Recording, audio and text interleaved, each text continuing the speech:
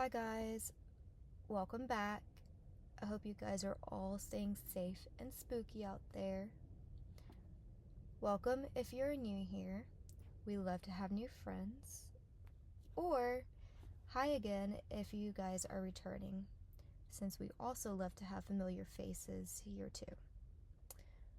As previously mentioned in other videos, if you guys have any scary or paranormal stories, whether they are ghost stories or just have to do with your cultural folklore, if you want them to be featured at some point on this channel, you may leave your stories in the comment section below, or you can send them in the email that's also been listed in the description box as well. With that said, if you do choose to send in an email, I do ask that you please put something in the subject line for the title of your story, or just something that is relative to the story. I know this sounds like such a random request. This is just so that I can organize the stories for hopefully future videos. But also, I am weird like that too. Because, we can't trust people nowadays. So, if you do not have a story, that is absolutely okay. Don't feel obligated that you absolutely have to send in your videos or list suggestions.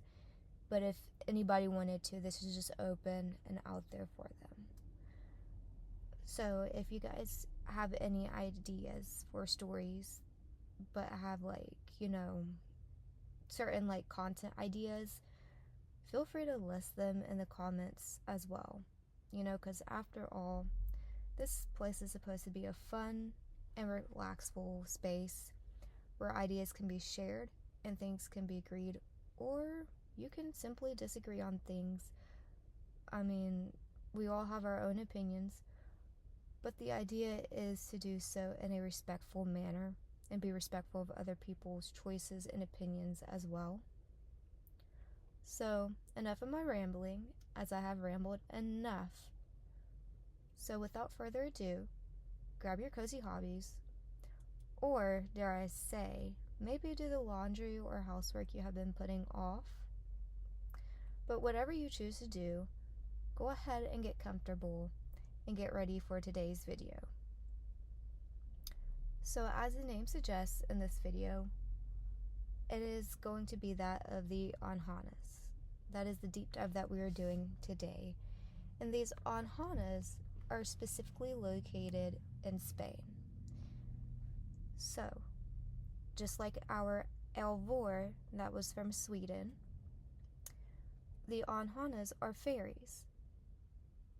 Now, the difference between these beings is that if we recall, the Elvor, or other than the land that they are located on, because the Elvor was in Sweden and the Anjanas are in Spain.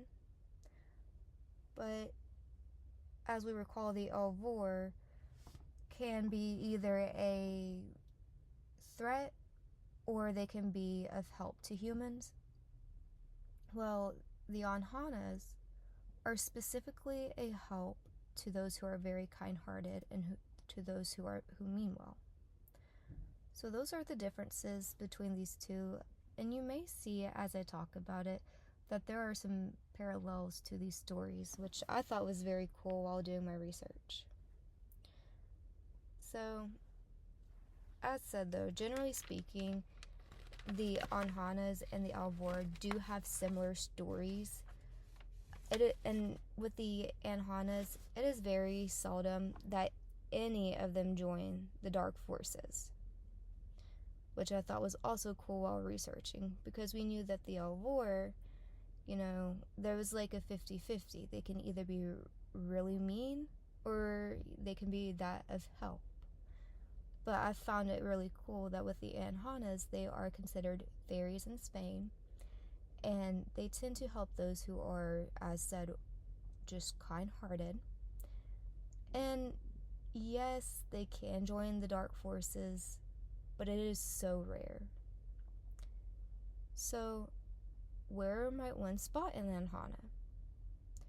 Well, one may spot an Anjana near a body of water, specifically speaking about the lakes that are scattered around Spain, but their most favorite place to inhabit are foresty, wooded areas. So these entities are said to bring good luck to those who provide offerings to them. But also, the good luck falls upon those who take care of the land these beings reside on. Anjanas are said to be fiercely protective of their home, as, anyone would be. So they may also go to war with evil entities to stop them from coming to their land and taking it over. Generally speaking, the purpose of an Anjana is to help those who are kind-hearted and those who mean well, as I have said a few times before now. When a person has encountered an Anjana, it is said that the person will be granted a good fortune to come.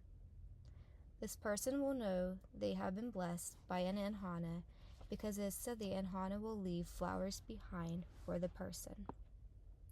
I'd also like to mention that these beings are also shapeshifters, whether that is being simply invisible to the human eye, or if one is lucky enough to spot them, they'll be noticeably small. And what I mean by this is that when they morph, they will take on human features, but their height is so small as they are just very shy of being 2 feet tall. Their hair will also be long and silky, and their hair color may be very dark or really light. And their hair may also be styled in a fancy updo, or it could just be simply down. This is all dependent on what the Anjana chooses. And for their eye color, it is almost the same as their hair color scheme. Their eyes may be either really dark, or they may appear to have blue eyes. And their clothing choice? Well, this also tends to be on the side of the colors with lighter hues. Specifically speaking, it may be white or a very light shade of blue. The last thing that they may also shapeshift into are that of the surrounding trees in the nature area, or simply into one of the animals that are in the wilderness that someone may encounter. They may not even know until after the fact that that animal was actually an Anjana. So I feel like these last few videos that we have talked about, they have a theme as far as when these entities choose to be most active at. Because if we recall, the Alfhalke from Germany is an evil spirit, but it really was active during the night. While our Avor, that we have also spoken about, have a time of year where they are most active. Well, the Anjanas are also no different. Their active time frame is anywhere from May to September. So when they are spotted, it more than likely will be them dancing under the moonlight. I would also like to take this time to mention that during their active time period, their peak activity is at nightfall. It is said their absolute favorite time to appear is actually during the spring equinox. Now, I was not familiar with this term myself, so I had to look it up. And for those along with me that are in the same boat as me as far as not having any clue what the spring equinox is or was, this is a critical time in the astronomy world. This is a timing that falls around the middle of March, and this is specifically in the northern portion of the globe that experiences the shift from winter transitioning into spring. They can also be seen on significant calendar holidays like Easter or Christmas, just as an example, and they will be there for that special time of year. But for the most part, they tend to be active in May and can go all the way up until September, along, as said, with the spring equinox that they also would appear on as well. So, that is all I have for you guys today. May not have been much, but I hope you guys liked it. And if you guys did like this video, please like and subscribe to follow me along this journey. As mentioned in a previous video, I will try to come up with a posting schedule soon, but that may be a little difficult for the time being since I work full-time and my days off are not consistent, meaning essentially 1 week I may post on a Wednesday and the next it may be a Friday. But my goal for now is to post at least one video per week. But if time does allow, I will absolutely post more videos throughout the week. If you have any stories that you want featured, feel free to list them below or send them in. If you have stories with any of your local legends, send them on in as well. Who knows, we may do a deeper dive on some of these legends if any listeners have encountered these.